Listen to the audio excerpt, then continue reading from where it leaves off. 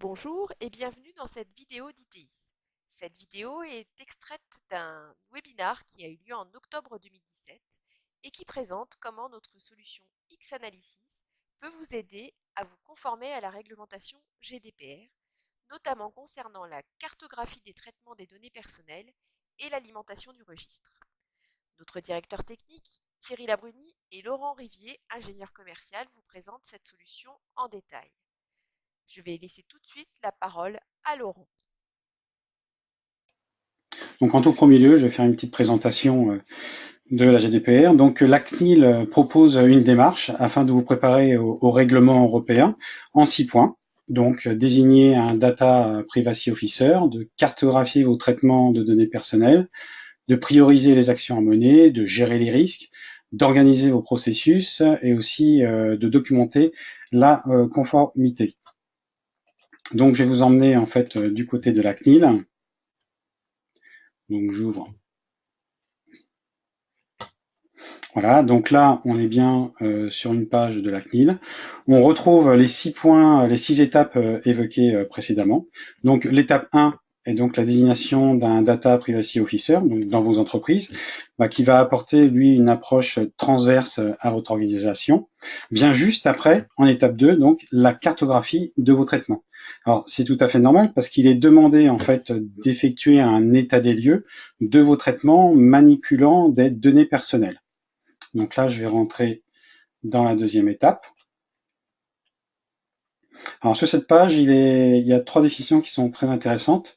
Donc c'est la définition de ce qu'est un traitement, la donnée personnelle et les objectifs.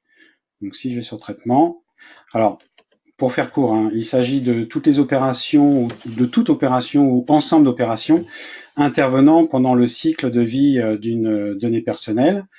Après, c'est qu'est-ce qu'on entend par données personnelles. Donc là, il s'agit de toute donnée permettant de caractériser une personne physique. Alors le spectre est large et couvre les informations classiques d'un individu, nom, prénom, et ça va jusqu'à par exemple une information génétique ou même prendre en compte de la vidéosurveillance. Les objectifs, alors c'est quelle est la finalité du traitement que vous effectuez en traitant ces données personnelles. Par exemple, un contrôle de présence dans l'entreprise, si vous badgez. Voilà.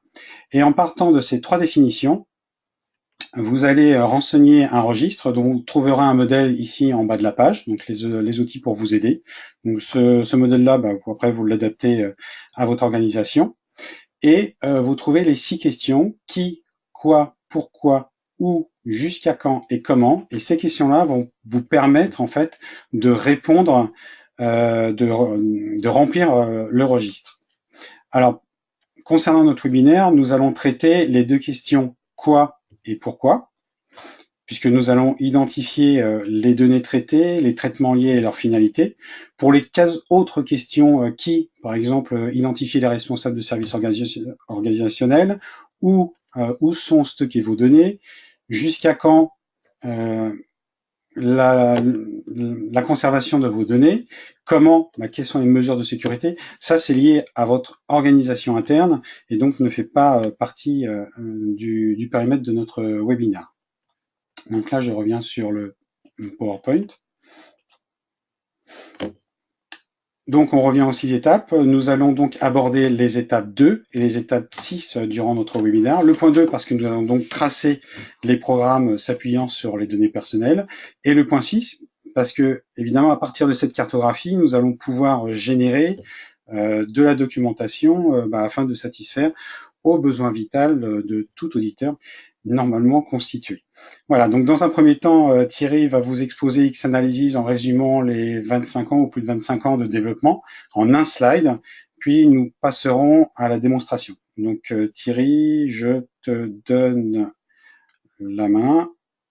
Ok, donc une toute petite présentation de l'outil qu'on va utiliser aujourd'hui, sachant que l'objectif, c'est bien de répondre aux attentes de la GDPR. L'outil va répondre parfaitement et on va le démontrer. Donc, le X-Analysis existe depuis plus de 25 ans. Ça fait plusieurs années qu'on dit qu'il existe depuis 25 ans, donc forcément.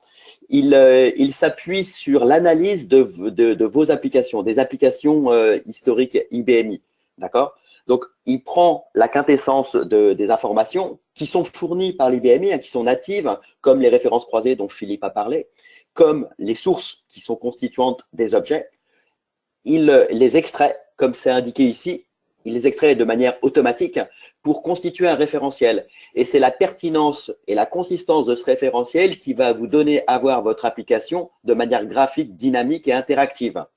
Comme c'est indiqué, il ne supporte pas uniquement les langages historiques de la plateforme. Hein. Ça va du RPG dans toutes les catégories de RPG jusqu'au full free actuel, le COBOL, mais il supporte aussi des langages externes. Et j'aurais tendance à dire, il supporte aussi malheureusement le langage 36. Il y a des demandes là-dessus.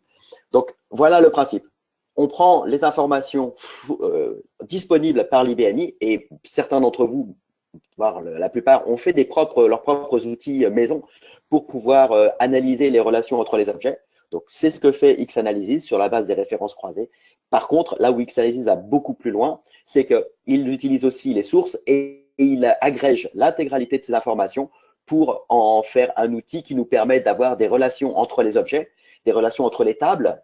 Vous allez le voir, les relations parents-enfants entre les tables, qui ne sont connues que dans les têtes ou au travers des programmes, les relations entre les objets liés aux références croisées, mais aussi de manière un peu plus fine, les relations au niveau des variables. Sauf que là, on va aller encore plus loin, c'est-à-dire qu'on va voir la zone CLI-ADR et les dérivations autour de la zone CLI-ADR. Dans notre contexte, ce ne sera pas CLI-ADR, mais c'est le principe. Voilà, donc on revient à l'étape 2 donc, de la cartographie. Nous avons séquencé cette partie en 4 points dans le cadre de la GDPR. Donc, on a défini, tracé l'utilisation d'une donnée personnelle, identifier les traitements concernés, organiser les traitements et effectuer l'analyse d'impact. Donc, maintenant, Thierry, est-ce que tu peux me tracer l'utilisation d'une donnée personnelle? Et je te redonne la main. Voilà. OK. Donc, nous voici dans RDI. D'accord, tel qu'on l'a vu tout à l'heure. Donc, c'est l'environnement Eclipse basé, c'est l'environnement RDI pardon, basé sur Eclipse. D'accord, donc là, on retrouve la vue structure qu'on a aperçue tout à l'heure. Alors, en même temps, ça fait un exercice d'ophtalmologie, hein, parce que l'écran est un peu petit. Mais c'est important aussi d'avoir un bel écran hein, pour travailler sur RDI, c'est un environnement graphique. Et X-Analysis est une perspective totalement intégrée avec RDI, avec le LPX et avec le RSE. Et quand on va sur X-Analysis, on retrouve, donc on est dans RDI et on ouvre la perspective. Donc on peut switcher très facilement de l'un à l'autre, utiliser à partir de X-Analysis, ouvrir le LPX et à partir du LPX ou du RSE, d'ouvrir X-Analysis. Donc, c'est vraiment un outil intégré.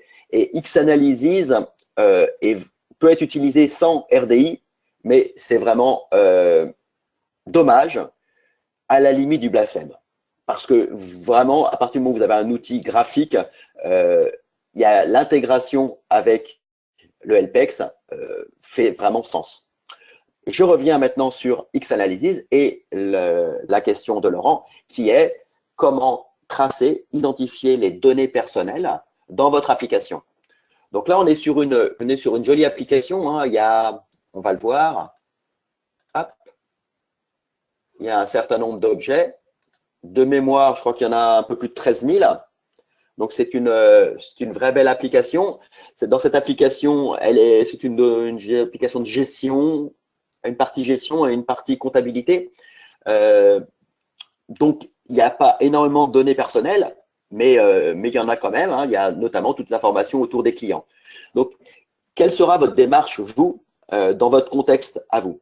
Soit vous êtes un sachant, soit vous connaissez votre application et vous êtes comme un pêcheur ou vous connaissez vos lieux de pêche.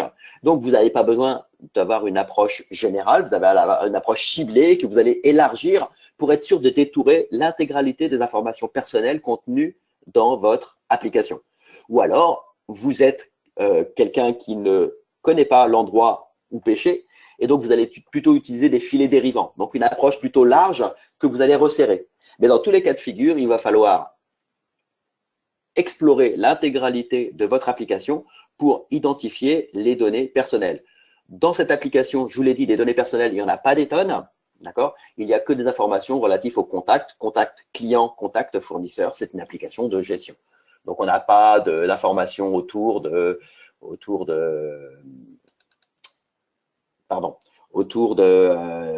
numéro d'assuré, autour d'informations voilà, autres que le nom. Donc là, on est dans le fichier, pardon, je reviens. Donc, je vais sélectionner mon fichier. Hop. Je connais mon fichier parce que je connais l'application. Donc, moi, je vais avoir une démarche, parce qu'en même temps, on n'a pas beaucoup de temps, je vais avoir une démarche du pêcheur qui connaît les lieux de pêche. D'accord? Donc, mon fichier s'appelle base contact. Ça ne me semble pas trop déconnant. Et à partir du moment où j'ouvre, et vous voyez qu'on peut ouvrir dans le helpEx directement, ça c'est l'intégration entre les deux. Donc, si j'ai besoin d'ouvrir, je suis en édition. Là, en l'occurrence, je reste dans X-Analysis. X-Analysis, c'est un outil d'analyse. Il ne fait pas de modification des objets, il fait juste un examen des objets. Et donc, on va ouvrir le source dans X-Analysis et on va voir le contenu de ce fichier. C'est une table SQL qui est basée sur un source. Et donc, juste pour vous dire aussi, par rapport à ça, c'est qu'on est en capacité avec X-Analysis d'analyser des DS, bien sûr, c'est de là d'où on vient. On est aussi en capacité d'analyser des SQL avec source. Et on est en capacité aussi d'analyser des SQL qui ont été générés sans source. D'accord? Donc, les objets en tant que tels qui contiennent leur source. Donc là, il ouvre le code source. La première ouverture est un peu longue. Après, ça va un peu vite. Hop. On va arriver dans le code source. Donc, on voit en bas les opérations qui sont en cours et le processus. On a un peu de lenteur ce matin sur la machine, mais nous y voici. Donc, on voit le code source. D'accord? Donc, c'est du SQL, c'est un code source SQL. Vous faites un run SQL statement et vous avez votre table. Tout va bien. Ici, on est dans le mnémonique, on a beau être en SQL, on a gardé malheureusement des noms courts et on peut identifier sur la base de ce nom contact et prénom contact, on peut détourer l'intégralité des informations dérivées autour de ce nom contact. Mais si on n'était pas un sachant, on pourrait faire une approche plus globale, d'accord, et rechercher à partir de noms, d'accord, et on serait dans quelque chose qui ressemblerait à ce que Philippe nous a montré dans RDI, sauf qu'on va un peu plus loin parce qu'on peut utiliser les dérivations. Donc, on va le faire sur le nom, par exemple. D'accord? Donc, vous voyez qu'on clique sur le nom, ok, et on peut savoir pour cette zone-là, partout où cette zone-là est utilisée. J'espère que ça va prendre moins de temps que la précédente fois. Et vous voyez, donc on va agrandir la fenêtre pour que ce soit plus clair. Hop. On a le résultat ici et on voit l'intégralité des zones où l'intégralité des objets et des lignes sources où la zone nom est utilisée. D'accord? Donc, on retrouve notre table L01. Donc, on analyse, vous voyez, là, c'est une zone, c'est un fichier DDS. Ça, c'est une table SQL. Donc, on analyse ça. Et on voit aussi les objets RPG où on a cette zone. Et là où ça devient un poil plus fort, c'est qu'on peut aussi dériver au niveau 2. C'est-à-dire que quand vous dérivez la zone nom dans R nom, ici, ou P nom ou S nom, eh ben, vous allez dans la dérivation de niveau 2 et vous avez le niveau de dérivation qui est indiqué ici, là, dans la colonne level, et vous allez aller donc, dans toutes les informations qui sont basées non plus sur nom, mais sur P nom, S nom, bref, les dérivations. Et on va passer de 312 lignes à un certain nombre de lignes, donc qui vont être plus conséquentes. Et par là même, vous allez être sûr de pouvoir détourer l'intégralité des informations à caractère personnel, donc maîtriser les objectifs de la GDPR. OK, donc on arrive à 1162 lignes, d'accord, et on est en dérivation de niveau 2 et on voit bien qu'on obtient des zones, d'accord, des zones qui ne sont pas les zones basées sur nom, mais qui sont des zones basées sur les dérivations autour de nom. Donc, par là même, vous élargissez votre champ de recherche pour vous assurer et garantir que vous avez toutes les informations de type personnel. Donc, si on revient sur notre objectif, on vient sur la zone non contact, d'accord? Et on veut savoir partout où cette zone est utilisée. Et là, on va aller faire une synthèse. On va aller dans le sommaire des références. Et ça va être ici. Et avec cette fonction intégrée qui est native, qui n'a pas été développée pour la GDPR, mais qui était préexistante dans X-Analysis, on va avoir l'intégralité des objets où la zone non contact est utilisée. D'accord? Et par là même, on aura 100% de la maîtrise des objets où cette zone est utilisée. Donc, pendant qu'il fait cette opération, on va rebasculer chez Laurent qui va nous expliquer la suite. Et pendant ce temps-là, il aura fini le traitement et on pourra vous montrer le résultat.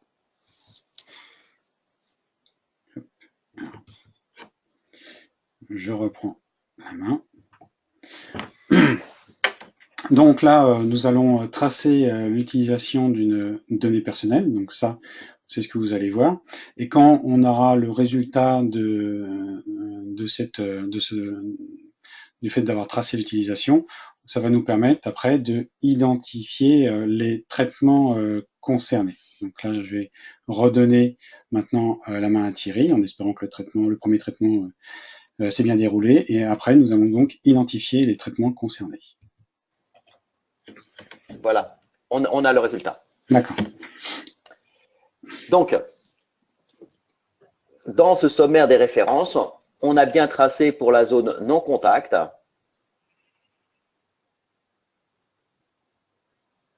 D'accord, je sais pourquoi, c'était un peu long. D'accord. Et on a retrouvé 590 lignes. OK. Donc, dans notre cible, il aurait fallu qu'on se limite à la zone non contact du fichier L01. Ça aurait été plus restreint. Mais ce n'est pas grave. Ça change juste un petit peu la longueur de traitement. Donc là, on a l'ensemble des objets, d'accord, que ce soit des objets de type programme, que ce soit, d'accord, ici des RPG, que ce soit des displays, des fichiers, des LF, peu importe. On a l'intégralité de ces objets qui manipulent la zone non contact, d'accord. Et en même temps, vous avez aussi l'occurrence, ok, le nombre de fois où la zone non contact est utilisée dans cet objet. Donc là, maintenant, on a détouré notre périmètre. Donc, on a bien identifié et tracé l'utilisation de la donnée personnelle. La question suivante, c'est maintenant, on va regarder côté traitement. Comment ces opérations sont faites. Je m'aperçois qu'on est beaucoup trop lent, donc il va falloir changer de braquet. Donc, il y a une fonction dans X-Analysis qui sont les aires applicatives. Les aires applicatives, c'est une abstraction. C'est une abstraction virtuelle. C'est une sorte de vue de votre application qui permet de restreindre un groupe d'objets logiques, techniques, fonctionnels, peu importe, à un sous-ensemble. Donc, vous avez vu, dans ce contexte-là, nous avons préparé quand même un petit peu le travail et on en a créé une aire applicative qui s'appelle GDPR. D'accord? Cette aire applicative, donc ce sous-ensemble, ce regroupement virtuel, cette abstraction, d'accord? Plutôt que d'analyser les 13 000 objets, on va analyser que les objets manipulant la donnée NMCON. Et à l'intérieur de cet objet-là, on a créé encore des sous-ensembles, d'accord? Donc, l'idée, c'est d'aller au plus près du traitement qui nous concerne par rapport à votre organisation. Donc, on a une partie client et une partie fournisseur. Dans la partie client, on a elle-même subdivisé. Et vous avez des petites clés, vous avez les liens entre les interrelations entre les programmes ou les fichiers, entre les différentes aires applicatives. Donc, voilà le principe. Donc, on revient sur le sommaire, d'accord, l'ensemble des objets. Très facile pour alimenter l'aire applicative. Vous sélectionnez tous les objets, clic droit, et vous les ajoutez à l'aire applicative GDPR. Le travail a été fait, et tant mieux, parce qu'aujourd'hui, c'est un peu long. Et on se retrouve avec, on va dans l'aire applicative GDPR, qui est constituée uniquement des objets manipulant la donnée nécessaire, là, non contact, la donnée personnelle, et on va faire le diagramme, l'organigramme de structure. Et il va nous donner, pour l'ensemble de ces objets, comment ces objets sont organisés les uns avec les autres. Quels sont les enchaînements des objets les uns avec les autres dans ce contexte. Si vous avez un programme A qui appelle un programme C, un programme D, vous allez avoir cette représentation de cette pile de programmes. Donc, vous allez être organisé très simplement, très visuellement. Voilà le résultat. Et là, il nous affiche 698 objets. Donc, on a plus d'objets que prévu. Mais vous voyez que les objets en noir sont ceux de l'ère applicative. Et les objets qui seront en liseré bleu sont des objets qui sont en lien avec l'objet qui est dans l'ère applicative. Mais les objets qui sont en liseré bleu, eux, sont globaux. Donc, font partie de votre application. Donc, on a la possibilité de restreindre et de ne voir uniquement que les objets de l'ère applicative. Et vous voyez tous vos traitements, d'accord? Juste en utilisant un diagramme existant par défaut. Donc là, on a 65 objets, 65 processus. Et donc, si on va un peu plus précisément sur la partie fournisseur, d'accord? On va donc, encore une fois, on a identifié tous les processus relatifs aux fournisseurs, on les a associés et on va faire l'organigramme de structure que pour les fournisseurs. Et là, donc, il va nous donner à voir que les processus relatifs à l'ère applicative des fournisseurs. Donc, très facilement, vous pouvez alimenter ces aires applicatives pour donner à voir que ce qui vous intéresse dans les processus ciblés. Donc, c'est très facile à organiser apportant des objets manipulant des données personnelles, les processus associés à ces données personnelles. Donc là, on revient dans le diagramme concernant les fournisseurs, c'est juste pour boucler par rapport à ce qu'on avait demandé. Et si on exclut, voilà, et donc on se retrouve avec trois processus, concernant les fournisseurs. Et vous voyez que vous pouvez voir les processus uniquement manipulant la donnée non contact, ou alors vous avez la possibilité de voir le processus dans sa globalité avec les objets manipulant non contact ou pas. Donc graphiquement, je vous passe les détails, mais il y a encore plein de possibilités très pertinentes pour donner à voir une application pour ceux qui connaissent, comme pour ceux qui ne connaissent pas le langage. Hein. C'est aussi le gros avantage. Donc là, par rapport à la GDPR, il va nous donner les tables mises en œuvre. D'accord? Donc, il y a 4 tables mises en œuvre, donc la fameuse table contact. Et il est capable de nous donner, donc là, c'est les…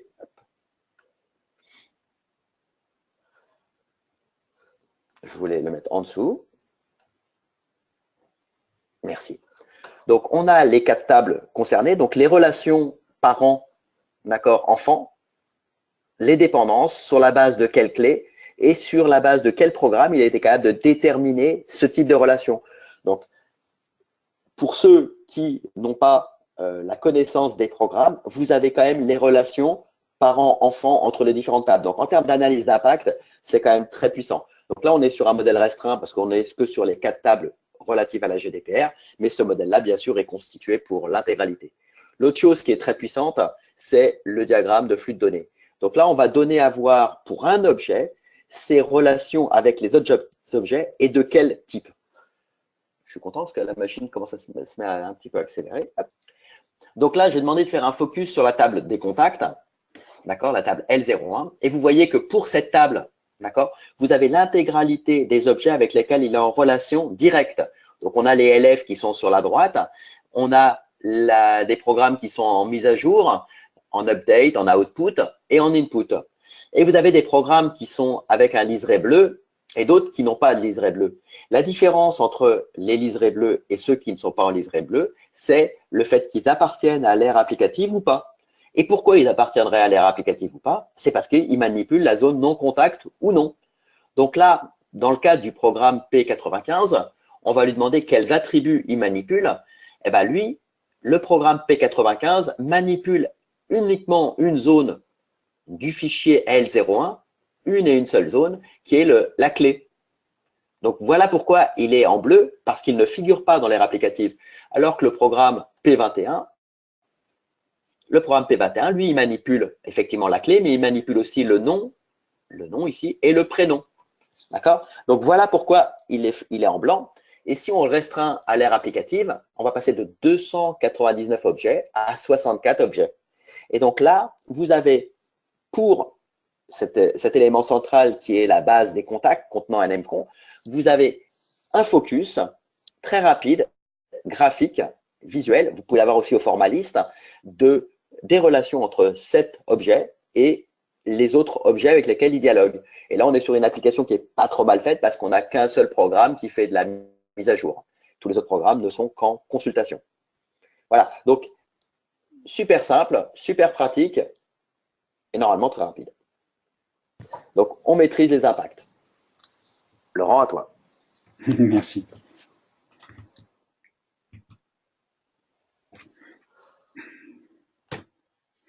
Voilà, donc maintenant on va passer à l'étape 6, donc qui est documentée. Donc vous allez voir avec XAnalysis, on va pouvoir exporter afin d'alimenter le registre, d'ajouter aussi une annotation. On va dire que c'est une sorte de post-it qu'on peut afficher sur n'importe quel objet en fait du référentiel, et aussi d'éditer une documentation plus ou moins détaillée d'une aire applicative, sachant que les post-it que vous allez ajouter aux différents objets apparaîtront aussi dans la documentation. Donc là, je vais dans XAnalysis. Bon, donc là, vous avez un diagramme de structure et vous pouvez tout à fait, par exemple, avec exporter soit vers PDF, MS Word, Excel, sur du Visio, même exporter l'image. Donc si je fais un export vers Excel, il va nous ouvrir Excel. Et en fait, toute la liste que vous aviez en fait dans XAnalysis va se retrouver dans Excel. Donc on retrouve le programme, la description, et l'usage, en fait, l'usage, la profondeur, et si c'est un update, s'il fait juste un DSP, voilà. Donc là, ça vous permet après de reprendre tous vos programmes et de pouvoir en fait alimenter le registre. Vous avez aussi la possibilité, donc pour n'importe quel objet, par exemple ici je vais prendre l'objet P00123, vous faites un clic droit et vous dites, bah voilà, je vais mettre un post-it dessus, donc une annotation. Donc il ouvre une petite fenêtre et puis vous marquez ici un commentaire, commentaire 1. Voilà, et ce commentaire après sera visible par tous ceux qui utilisent XAnalysis. Et ce commentaire sera aussi, si vous voulez éditer de la documentation par exemple par rapport à ce programme, l'annotation, tous les commentaires, ce post-it sera donc affiché et sera fusionné dans le document. Alors, ce que j'ai fait pour cet objet, c'est aussi valable pour la GDPR, qui est une aire applicative, certes virtuelle, mais XAnalysis le considère comme un objet aussi, et je peux effectivement effectuer une analyse. Et là, ce qui est intéressant dans notre cas de la GDPR, c'est de dire, ok, GDPR regroupe tous les traitements en fait liés aux données personnelles, mais ma base de registre, simplement de dire, voilà, mon fichier de registre se trouve sur le réseau à cet endroit. Voilà, donc vous pouvez mettre à ce niveau-là aussi, vous pouvez, je ne sais pas si vous, pour des raisons particulières, vous voulez mettre plusieurs registres suivant l'ère applicative, vous pouvez aussi indiquer cette information à ce niveau-là. Voilà. Et après, vous avez la possibilité de générer un document. Donc là, si je retourne par exemple sur FR, la partie fournisseur, je fais toujours un bouton droit, je fais documenter l'ère applicative, et là il va vous ouvrir en fait plusieurs fenêtres de dialogue où il va vous proposer des options. Donc après, à vous de choisir ce qui vous intéresse. Bon là je vais faire un PDF, je vais pas aller jusqu'au bout. Vous pouvez aussi dire je veux les annotations, donc annotation. Voilà, il va vous afficher les objets de l'ère applicative, vous pouvez les ordonnancer comme vous voulez. Voilà, d'autres, là, vous pouvez faire plus ou moins détaillé. Ici, ce qui est toujours intéressant, c'est mettre l'annotation de l'ère applicative en haut. Vous faites Next, il vous demande le format, tout ça, et quand vous faites Finish, il va vous générer le fichier. Alors, je l'ai déjà généré, donc si je retrouve, voilà. Donc après, il vous génère ce document, donc là, il y a 59 pages. Donc, vous avez le sommaire, les légendes en code couleur, quand est-ce qu'il a été édité, les options que vous avez sélectionnées dans vos boîtes de dialogue. Ici, on retrouve donc l'annotation pour l'ère applicative fournisseur. Voilà. Et après, vous avez les informations qu'on vous a montrées, donc le diagramme de structure, la liste des programmes, le diagramme de flux pour les 01. Voilà. Donc, suivant le nombre d'options que vous allez cocher, le document sera évidemment plus ou moins volumineux. Voilà. Donc, si vous avez un auditeur qui arrive dans vos locaux, ce qui se passe, c'est que comme les aires applicatives sont rafraîchies de façon hebdomadaire en même temps que le référentiel, votre aire applicatif est up-to-date. Donc, si l'auditeur arrive, vous avez juste à imprimer votre document, le joindre à la base au registre des traitements et vous donner donc les informations pertinentes à l'auditeur. D'accord. Donc, juste pour faire une synthèse graphiquement pour reprendre le cours. Donc, concernant la cartographie des traitements, donc on a tracé des zones de données personnelles.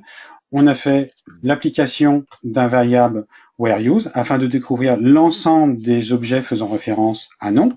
Cela nous a permis de détourer en fait en identifiant les zones à traiter et les dérivations possibles. Ensuite, nous avons focalisé sur l'une des zones, NMCON. Donc là, nous avons utilisé une seconde fois un variable whereUse nous permettant d'identifier tous les objets référençant cette donnée personnelle. Après, nous avons identifié.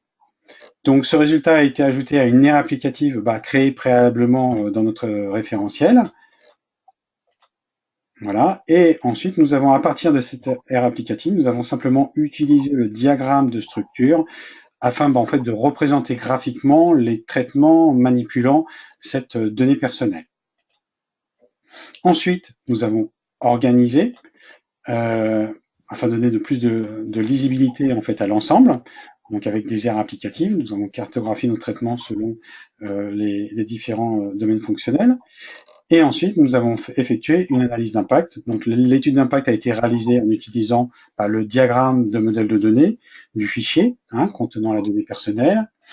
Et aussi, nous avons utilisé le diagramme de flux pour voir en fait par rapport à l'objet L01, les programmes, les fichiers qui étaient en lien en fait avec ce fichier-là, avec la possibilité de voir les objets qui sont externes à l'aire applicative et les objets qui appartiennent à l'aire applicative, donc en utilisant les filtres. Voilà. Et concernant donc la synthèse, nous avons vu qu'on pouvait extraire à partir de X-Analysis n'importe quelle liste.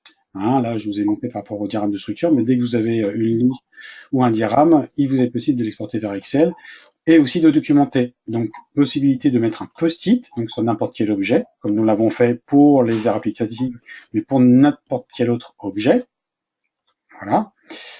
Et après, nous avons pu générer un document à partir d'une aire applicative, donc en y intégrant les post-it qu'on avait indiqués juste avant, et d'avoir une documentation à jour, comme je vous l'ai dit tout à l'heure, puisque les aires applicatives sont mises à jour en même temps que le référentiel. Donc ça, la plupart du temps, on le fait de façon hebdomadaire. Voilà. Donc, ce qui veut dire que quand vous êtes contrôlé, votre contenu de l'aire applicative est à jour. Voilà. Et pour élargir notre horizon, vous voyez bien que ce que nous avons fait pour la GDPR, ça peut aussi vous servir au quotidien et améliorer votre productivité. Donc, si le produit permet de répondre aux besoins de la GDPR, c'est tout simplement parce que c'est dans son ADN depuis plus de 25 ans. Voilà, on fournit des informations pertinentes, on a sécurisé vos développements avec des analyses d'impact, la possibilité d'avoir une navigation interactive, de pouvoir exporter, de pouvoir documenter.